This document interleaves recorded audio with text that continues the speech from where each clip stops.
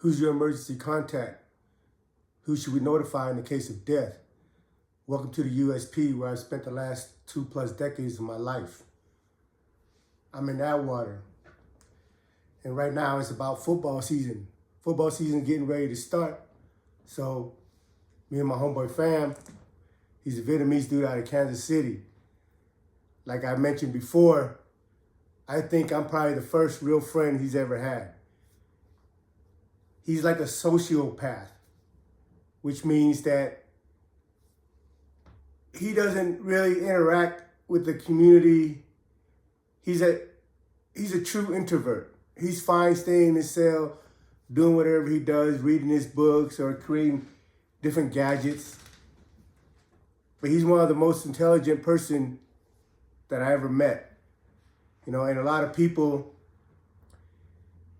when they meet him, they don't really know how to interact with him because he's one of them dudes that don't really care about what you think about him. He doesn't really go out of his way to try to befriend you. But one thing you're going to get with him is straight up.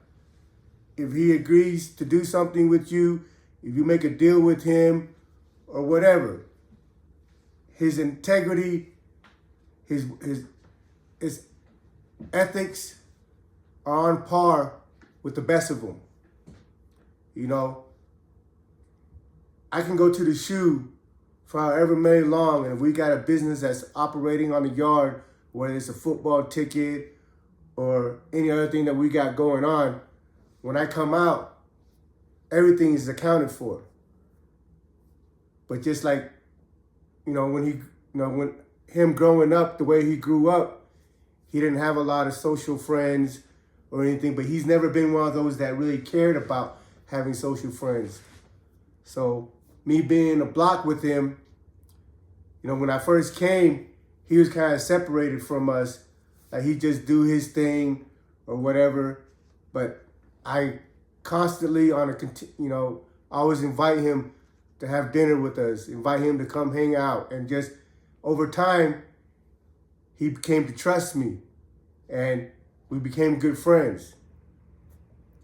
So at this time, football season is starting and we decided that we're gonna open up a football ticket, but we're gonna wait because I don't know how it works out here in the world as opposed to people in there that are playing these parlays and these tickets. Because obviously the house always win. If the house doesn't win, we wouldn't have freaking a whole state that lives off the revenue of gambling, casinos, bookies from here to the Cayman Islands. But somehow in the penitentiary, it seems like these players in there hit more because in all honesty, I've opened up a football ticket every football season and I've yet to make it through the whole season before these dudes bust my head meaning hit me for all my money, But of course, I've always made money through every season. It's just I have habits and vices that needs to be paid for, that I use the money to pay for as I go along. But at the end of the day, I've always made out more than I've ever put in. But yeah, it comes like 3 or 4 weeks in the season where everybody picks the right team, where the teams are gelling, and now you can have a more accurate estimation of who's going to win and who's going to lose. And in those times, all the bookies in the penitentiary catch the blues. So we decided to wait it out, just see what happens first. We were still undecisive if we're going to open up a ticket or not. But come the 3rd week of football, of regular season, all the bookies took a big ass hit. All the yards running around with all the bookie stamps. The gossip's going, people talking shit, clowning about how they bust this dude for 100 books, 200 books. So the bookies hurt. And some of them are contemplating if they're going to come back out or not. So, of course, I'm always an opportunist. When I see a window of opportunity I don't knock. I bust right through it. I've always been that way. That's how I've been able to get myself in a position that I've been in throughout the course of my time. But it's always done out of respect. But like I said, I'm always trying to take advantage and maximize my opportunity, my situation. So 3 weeks in, all the bookies get hit. So now I go talk to my homeboy fam because he's more responsible with the finances. Me, I fuck off all my money. I made a lot of money through the course of my incarceration, but I partied it all off. You know, I have, a personality that sometimes can be self-destructive, but I never counted money. I never understand the value of money until now. Now being in the real world, I have a better understanding of the value of money, and I'm a little more careful and conscious of how I spend it. But in there, my day was to get through it. My routine was to get through the day as pleasant as possible, enjoy myself as much as possible. So I've had a 20-year party. You know what I mean? When birthdays and stuff come around, all the homies, they celebrate their birthday. We buy food and everything for them. People draw a card up or whatever, sign their birthday cards. But nobody in the penitentiary ever knew when my birthday was. And one time later down the road, about, maybe just 2014 or 13, Bryson asked me, hey, when was my birthday? And I told him, he goes, oh, bro, why don't you throw a birthday party, this and that? How come you don't celebrate your birthday? Well, I didn't grow up celebrating birthdays. In our culture, we never had birthday parties. We started celebrating Thanksgiving and Christmas and stuff because, the whole country is doing it. But when I was growing up, 2 reasons was, 1, it wasn't part of our culture, and 2, I already knew that our financial situation was that my parents couldn't afford all these different things. So I've never been one that when we go to the grocery store or the clothing store or whatever to be, oh, I want this, I want that, I want that. Because I'm always conscious that my parents couldn't afford it and I don't want to ask for something. And not that I don't want to ask for something or not that I don't want something, but I just don't want to see the look in my parents' face when they have to say no to me. Not because they don't want to give it to me, but because they know financially they can't afford it. So to avoid all those things, I've never asked for anything. And I never had anything. I've accumulated more stuff since I've been home in this now today than I've ever had my whole entire life. But I'm getting sidetracked, so let's go back to the story. So 3rd weekend, all the bookies get busted. And me and fam decided we're gonna go out and put our ticket out. So that morning, it was a Wednesday morning. The lines, the last lines come out Wednesday. Those are the most recent updated lines. When I say lines, that's the odds for the teams. It might be 49ers -5 against the Raiders. Over and under, meaning the overall score, both of them put together, might be over 45, whatever it is. So Wednesday, you get the latest line. So Wednesday morning, when they open the doors and call for rec, I go to the law library. I go to the law library, put all my lines down on the paper, type it all up, copy it, make photocopies or whatever. At 9:30, they have a move. At 7:30 is when they call recreations and activities. So I go to the law library at 7:30. Well, at 9:30, they have another move where you can come out to rec. And then at 10:30 is recall where you have to go back into your block. So at 9:30, I come out.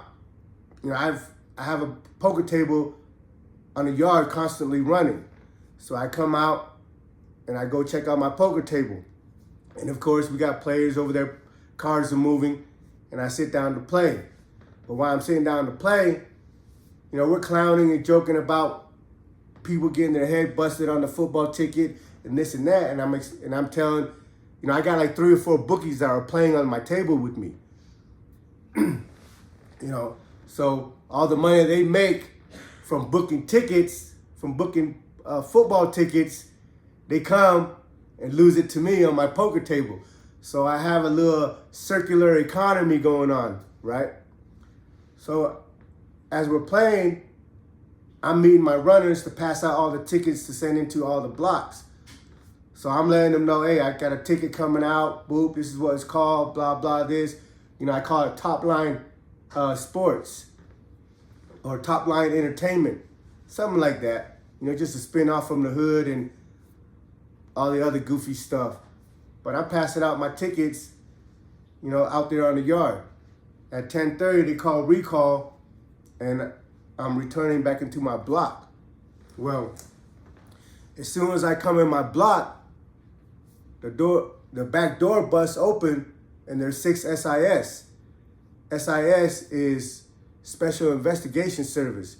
These are the internal affairs on the compound. They investigate crimes, you know, whatever it is. They're the only one that can arrest staff members and refer them to an FBI for street cases, along with inmates, of course. So they come through, 6 of them come through. I'm at my table watching TV. Of course, my spider senses perk up, and I already know what it's about. But I'm a little surprised at how fast I just got back in the unit and barely sat down at my table, and these 6 SIS are coming through our unit already. Well, they split up in groups of 3. One of them goes right into my cell, and the other one goes into fam's cell. So when they did that, you know, the thing that entered my mind is, oh, somebody told on me that I'm opening up a football ticket. Because see, here's what you got to understand in there.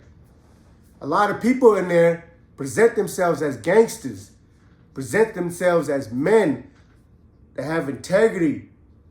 But a lot of time, a lot of them are a bunch of busters and haters.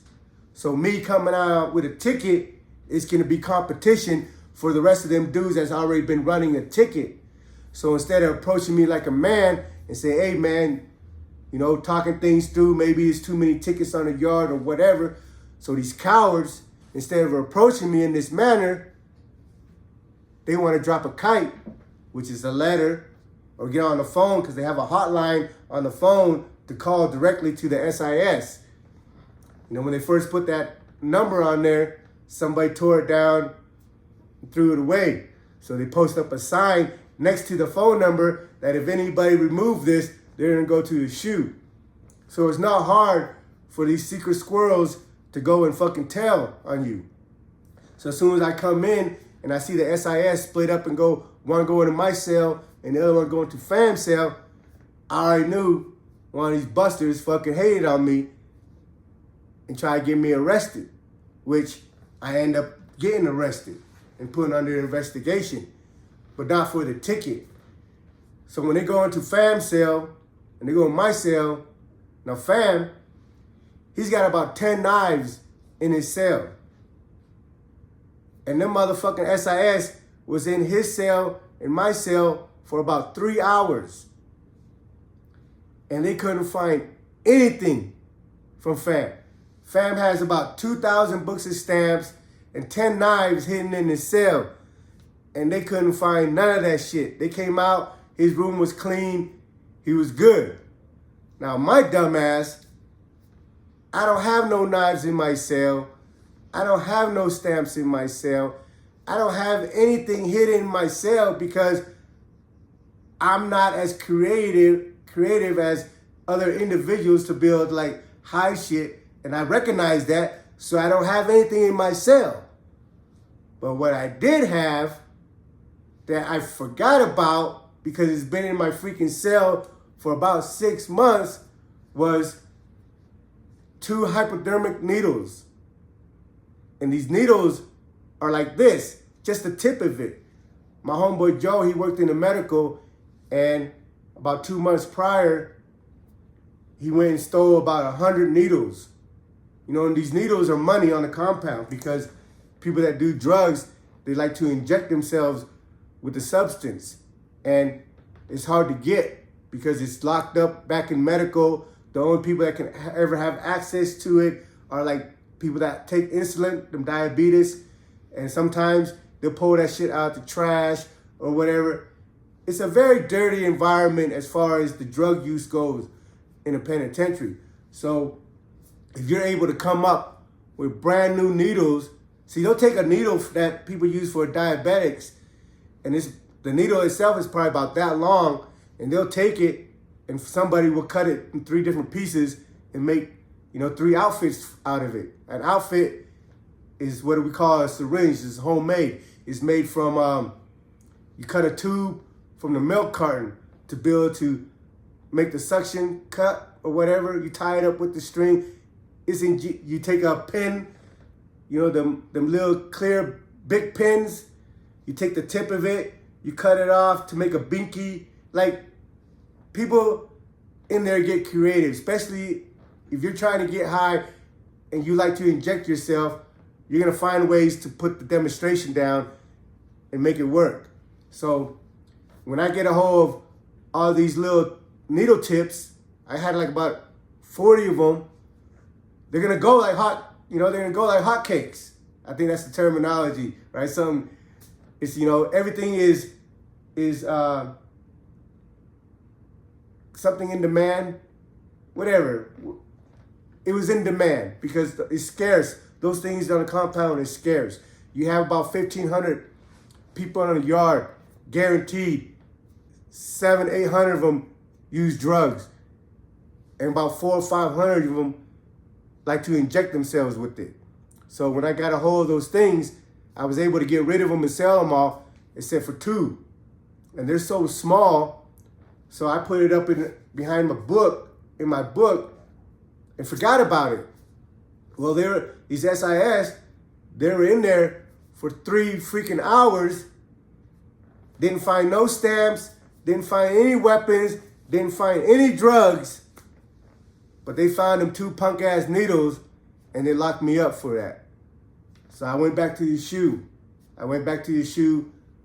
And I'm fighting, and they put me under investigation because they used that as an excuse to lock me up while they conducted their investigation on other things that they assume that I'm doing.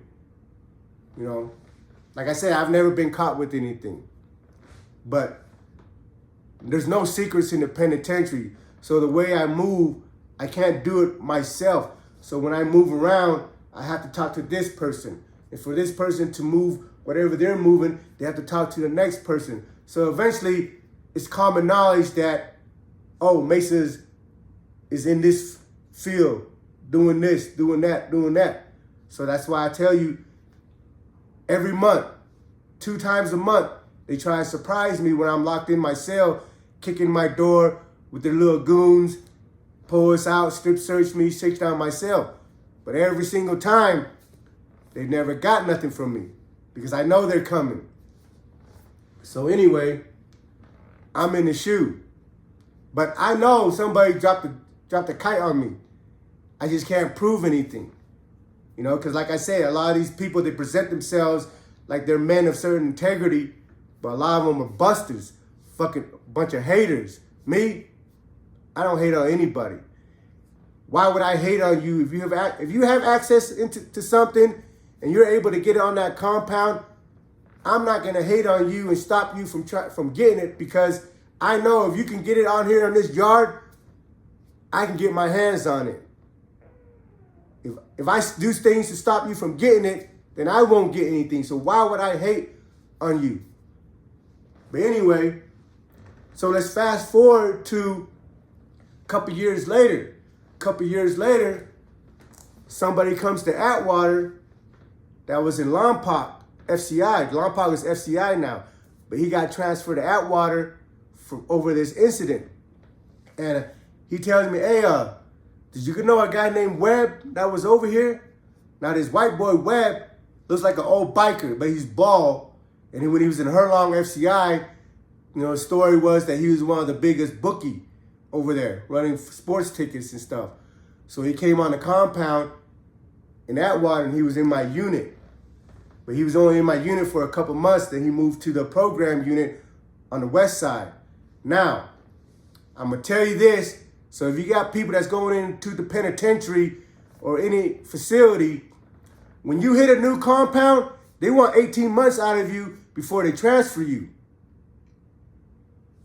If you're getting transferred to a new facility, to different facilities for good behavior, for whatever, for programming, whatever, they want 18 months out of you before they even look at it. So if you get transferred before that time, I guarantee you, 9 out of 10 times, there's a special condition put on you.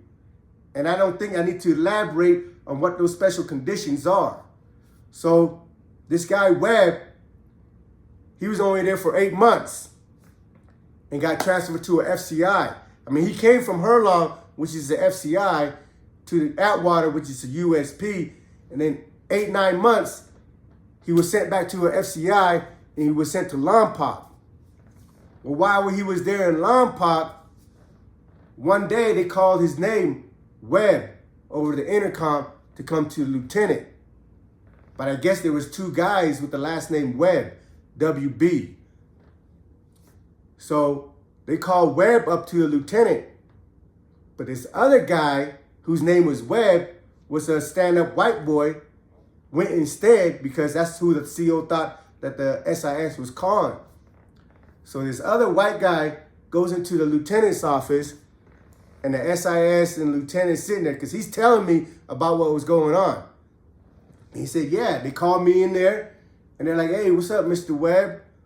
Because they never call you by your first name. They always call you by your last name. And so the guy that was sitting in there, this Webb guy that was sitting in there, was kind of like confused on what's going on, but he's just keeping his mouth shut to see where the conversation leads. So the SIS and the lieutenant was telling this particular dude, Webb, say, hey, Mr. Webb, welcome to Lompoc. Look, we'd like for you to work with us and do the things you've been doing on these other compounds. So the guy that's sitting there is like, what? In his head, he's like, what the fuck? The SIS is asking this dude to work for him just like he'd been working for them on all these other different compounds. So, of course, he nods his head, say, yeah, I got you. Yeah, just let me know what I need to do, how to communicate with you. He's just getting all the details, all the ins and outs of what's going on. When he returns back to his block, he tells the other white boys, the homies, that, hey, man, they mistaken me for this other fucking Webb that just came from Atwater, and they were asking me to work with them like I've been in the other spot. So that's where the story comes back around. That's how I realized how I went to the SHU during that time I came out with a football ticket, because that bitch motherfucker was sitting there playing poker at my poker table, talking all the stuff, saying all the right thing like he's a G. But once he left, I can never prove this accusation, but from what I've heard later and now and everything, I know that bitch motherfucker went back on the block and got on that phone and called his SIS that, hey, Mesa got stamps in his room because he just came out with a football ticket. Because how else would those people know that I'm coming out with a football ticket? The fucking ink wasn't even dry on the paper yet that I printed the ticket on. But again, I should emphasize, on these episodes or videos, whatever you want to call them, listen, sooner or later, you're going to get found out. You're going to get away with shit. You might get away with it for a long time. But sooner or later, whoever you are, your true self, is going to be exposed. And if it's not up to standard, you're going to get your head busted. So stop being a fake-ass buster. Men like us, we have integrity. You might not agree with the things that we do or whatever, but the things that we stand by, We don't violate kids. We don't violate women. And we don't tell on people, period. Welcome to the USP.